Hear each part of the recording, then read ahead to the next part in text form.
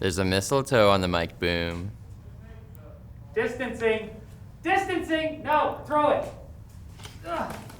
You still have to kiss me.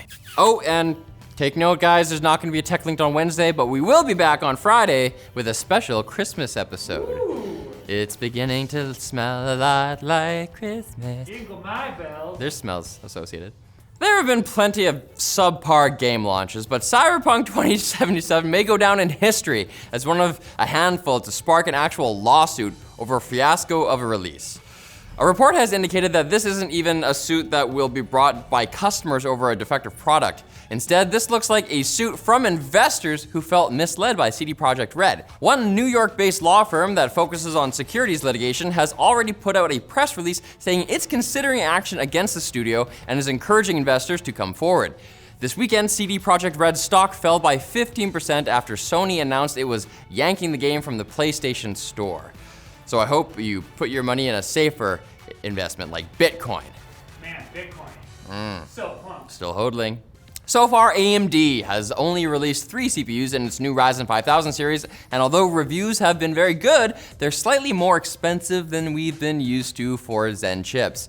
That's kind of what happens with market share, isn't it? However, it looks like Team Red will be introducing some new SKUs starting next month. Reportedly, we'll be seeing a Ryzen 7 5800 and Ryzen 9 5900, which should be cheaper than the X variants of those chips currently on the market, albeit with lower TDPs, so there.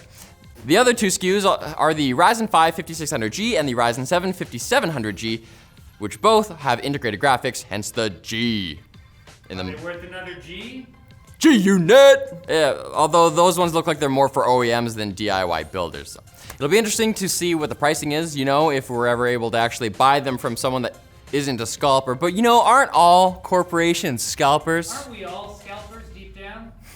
There's also news today about Intel's upcoming 11th gen lineup. It looks like if you're in the market for a new Core i7 or Core i9, you'll be getting 8 cores and 16 threads in both series, while the i5s will stick with 6 and 12 respectively. Interestingly, all SKUs branded as i5 or higher will use the new Rocket Lake architecture and have Intel's new Xe graphics built in. But if you're going with an i3, Pentium, or Celeron, you'll instead be getting Comet Lake refreshed with Intel's older UHD 600 graphics. It appears that clock rates across the board will be similar to the previous generation, so hopefully we'll get some good overclocking headroom with these new chips. And I'm sure Team Blue hopes that they can stop getting trounced on by AMD in the value for money department. I'm ready to feel blue again. Today's Quick Bits are brought to you by the THX Panda Wireless headphones. Nice timing, guys. They're THX certified, and they claim to be the world's most distortion-free wireless headphones. With the closed design to keep your sound contained and THX AAA amplifier technology, you can get closer to your music than ever before. You get 30 hours of wireless life, a detachable gaming microphone, Bluetooth support, and compatibility with popular home assistants. Check them out at the link below. Now it's time for the Quick Bits. A law took effect in the US this weekend banning ISPs from charging rental fees for a modem if you bought one for yourself. It sounds kind of crazy that this was allowed to go on in the first place, and although many ISPs weren't doing anything this egregious, some, perhaps unsurprisingly, found a way to make their hapless customers pay for nothing. Almost as bad as Las Vegas resort fees. If you're a Halo fan that's still rocking an Xbox 360, it looks like Microsoft is about to Red Ring of Death your online play, as the company has announced you won't be able to play Halo using matchmaking starting in December 2021. Breaking the covenant. That's actually messed up. You'll still be able to play custom games if you have specific friends far away that you want to invite who also have that old game. But forget about matching up against some rando taunting you in a language that you don't understand, or in a voice that's so high-pitched it makes you even more mad that they're slaying you because they're 12.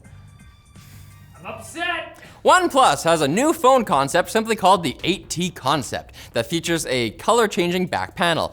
A special metal oxide film embedded in the phone can change colors between silver and blue, and OnePlus thinks that far from being just for looks, it could end up being useful to indicate incoming notifications. I don't put the screen on the table, personally. Orcs are near. I like the idea. Was that a Lord of the Rings reference? Orcs are near. My phone is blue.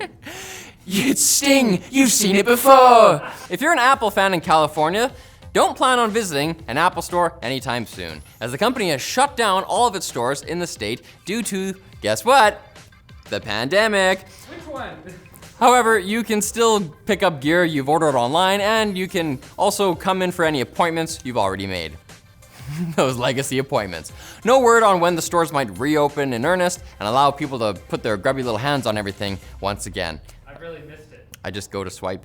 And Queen Elizabeth's annual Christmas Day address will now be available on Alexa this year. Simply ask her to play the Queen's Christmas Day message after 3 p.m. London time on the 25th. Apparently it'll work whether you're a loyal subject like me or a traitor to the crown like our friends down south. I am not a loyalist. I don't like Canadian. She's a nice lady, I'm sure. That's our show for today. Our next broadcast will be on Christmas Day itself, so tune in once you're done listening to Her Majesty. God save the tech news.